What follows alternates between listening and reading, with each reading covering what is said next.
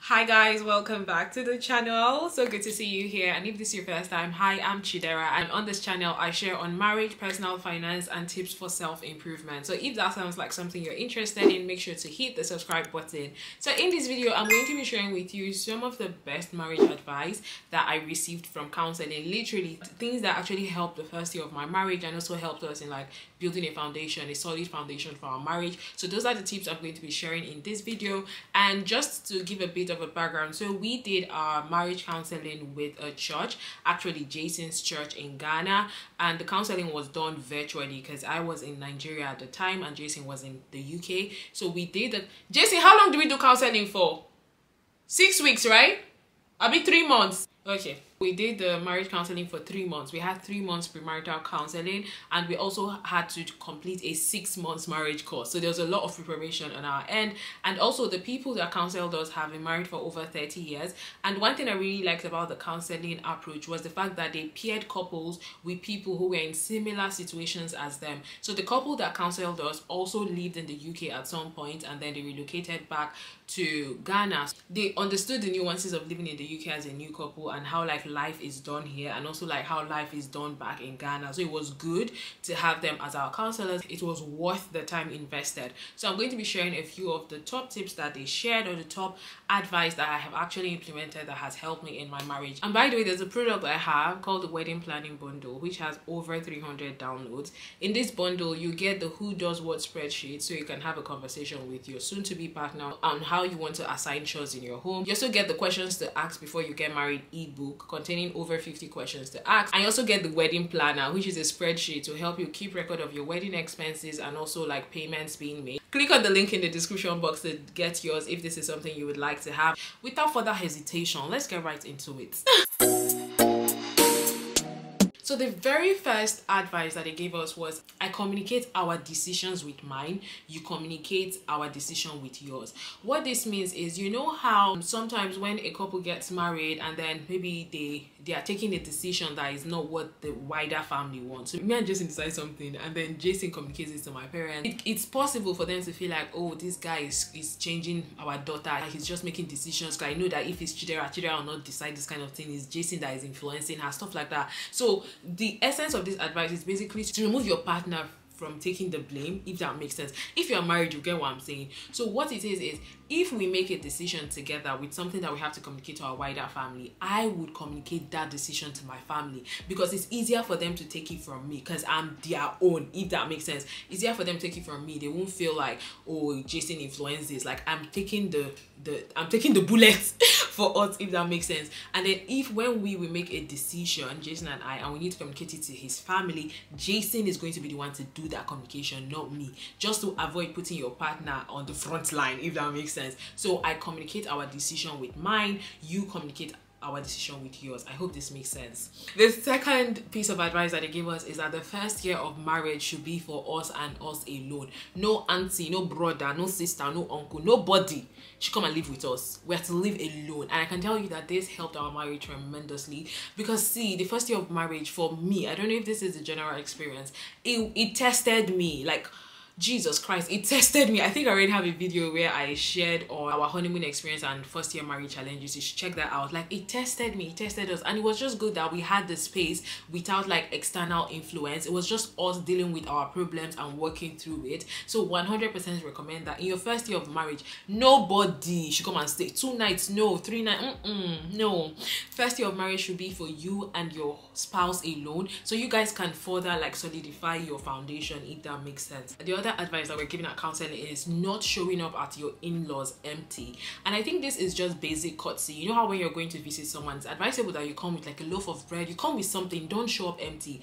And I think our counselors, his wife actually like addressed this to me more, like when I'm going to see my in-laws, I should try to always come with something, even if it's just a basket of fruits or a group of fruits that I saw like on my way in. Just get something. It just makes them know that I'm thinking about them, and I'm like I'm thinking about the wider family, if that makes sense. So it's a good advice. Like, always don't show up empty. Always go to your in-laws with something. It doesn't have to be something grand. Something simple, a loaf of bread. It just shows that you're thinking about them and that you care for them. It's just basic courtesy. Another advice that we got is after we had done counseling for like 2 months, they could realize that Jason and I had major personality differences, and it was so interesting that the couple that they paired us with, they had similar dynamics. The wife was more very like outspoken, outgoing, and her husband is very reserved and calm. It was good to learn from them how they have been able to manage their differences over the years. And one advice that we're giving was like, give each other space, like give each other grace. You are not the same person, and you can't expect your partner to behave like you. This sounds like common sense advice, but when you're actually married, you realize that in practical these things can be hard. So here's one advice that the woman the woman gave to me, because she noticed that I'm the one who is hot, like I'm the one who likes to, you know, like her, and that's her personality too. She's like, sometimes when she's talking to her husband, he's like taking his time, and she's like, Jesus Christ, just get to it. That what she started doing was to count to 10 in her mind before she speaks, or before she wants to, you know, nudge him to speak faster. And that's because she's a fast talker, I'm a fast talker. My husband is not, her husband is not. So she's like, she will just listen and count to 10, or sometimes she just bite her lips and count to 10. And even though this counting to 10 thing, it has not worked for me. I don't count to 10. But one thing I can tell you for sure is that it's in my subconscious. A lot of times when I'm discussing with my husband and maybe he's, you know, gathering his thoughts and he's articulating it, the consciousness is just there that, oh, Chidera, just give him space, he's thinking, he's putting his words together. So I don't count to 10, but there's a consciousness of that in me, if that makes sense. And also like just being patient with one another, like that really goes a long way. Another advice that they give us is that we should prioritize date night. No matter what, prioritize date night. You have to make your partner feel special, and date night, you have to make conscious effort. Like for Jason and I, we actually put this into our calendar so that we're both looking at it as we're planning like work things. Like we know on this Saturday is date night, we've set it up. You have to prioritize, you have to create that space for two of you to just connect, and you have to like determine how frequent you want it to be. For Jason and I, is bi-weekly. We try to have 2 date nights a month because that's what we can commit to. If you can do 4 times a month, that's good for you. If you can do 5 times, you know, it's based on individual circumstances. For us, bi-weekly is currently what's working for us. And one thing I can tell you, this advice majorly helped us. Throughout last year, we prioritized date night like crazy. We're always going out, but of course we plan for it. We're always going out, you know, just creating core memories with one another. Another thing that goes hand in hand with this is that they told us that we should also prioritize a yearly retreat or yearly getaway, just Jason and I. And this particular advice is more for when children come into the picture. So if we decide and we have children, it becomes even more paramount for us to take that time out at least once a year, even when we have children. So we have to look for where we'll leave those children and take time out once a year just to connect and be with one another. And this is something I know that we have actually accepted that we are going to do if we ever get to that point. The next advice which they gave us that has been really helpful, just like it's good to have this understanding, is that there are third parties in marriage. In a marriage, there are 2 stakeholders, you and your husband, or your wife and your husband. The both of you are the stakeholders. Every other person is a third party to your marriage, even children. I think this was the part that shocked me. Like, children are a third party. You know how you feel like children are a part of the marriage? No, they are a third party. The marriage was between you and your husband, and so you need to prioritize keeping that marriage, that relationship going. When you have children, like anyone that has children, I don't have children, but I know people that have children. I've watched so many TikToks on the internet. When you have children, children will test your marriage. Like, they will strain your relationship in a way, or like test your relationship. So what they were advising us, because they have 3 children, what they were advising us is that during their early years, the child care, taking care of the children, are kind of like strained their relationship. And reflecting on it now, what they would advise us is just ensure we know that at the end of the day, it is 2 of us that is in this thing. These children will come and go. They are not going to be with us forever. We are only just there to train them to adults. Once they're adults, they're going to leave us, and it's us that will be left with whatever is left of our relationship. So it's really important to have that back of your mind. Instead of allowing your children affect your marriage, making people to fight and drift apart, try to fight for your marriage, because at the end of the day, when these children leave, what you have is your marriage, and whatever is left of it is up to both of you to deal with it. Another advice that they gave us is about family traditions, and also that's because they realized that I'm Nigerian, Jason is Ghanaian, and we both had like different upbringing and expectations. So with family traditions and holidays, the advice says that it's very important for us to strike a balance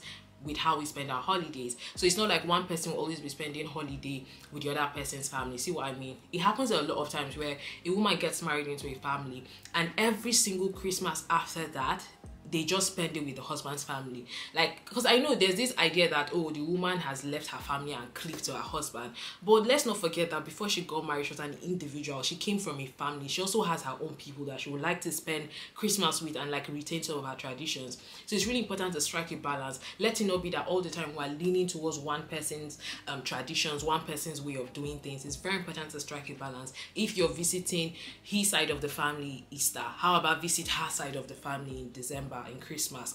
That way you're having a balance, okay? And also with family traditions, they told us that we have to determine the traditions that we want to keep, the traditions we want to blend, so want to mix, and the traditions that we want to create, because at the end of the day, we're a separate unit, we're a new family, a distinct family. So it's just good, like this things just like help with having a good understanding as you go into marriage. And then the last but not the least advice that they gave is that it's important that we play into each other's strength and focus less on weakness. Everybody has their weaknesses. There are things that I'm terrible at. Like, there are things I am terrible at. There are things my husband is terrible at. So what they really advised us that instead of like when your partner is doing this thing that they're not good at, instead of focusing so much on, you don't know how to do this thing, you never get this thing right, you're always not doing it right. How about just focus on the things they are good at and try to get them to do more of the things they are good at. Another thing is, you know how generally the man is seen as the head of the home, and because he's seen as the head of the home, there are just responsibilities placed on him, not necessarily considering his strengths and weakness. See what I mean? It's just like, because the man is the head of the home, is going to handle the finances. Even though between the both of you, you and your husband, you know that you're the one, you know how to like keep track of money, you know how to check in with your expenses, you know, you're more organized. That's the word. You're more organized financially. But because he's the head of the home, you're like, it's him that has to handle the finances. That doesn't make sense. Because you have to play into each other's strengths. If you are the more organized one with money and like keeping track of records and everything, why don't you handle that? Why don't you handle it? If your husband is good with like planning future, like my point is planning dates, planning events, things like that, let him handle that. Play into each other's strength. At the end of the day, you're a team, and the reason why you're a team is that where this person lacks, the other person compensates for. So it's very important that you play into these strengths, okay? If one person is better at cooking, let that person cook more. If someone is better at cleaning, let that person clean more. Just on my point, play into each other's strength and try to downplay your weaknesses. That's what's going to keep your marriage going on. That's what I was told, and so far I can tell you that it's working. Yeah, and I think lastly, hand in hand with this is you cannot change anybody. I think everybody knows this by now. You can't change anybody, so don't try to change your partner. All you can do is to give them grace and also teach.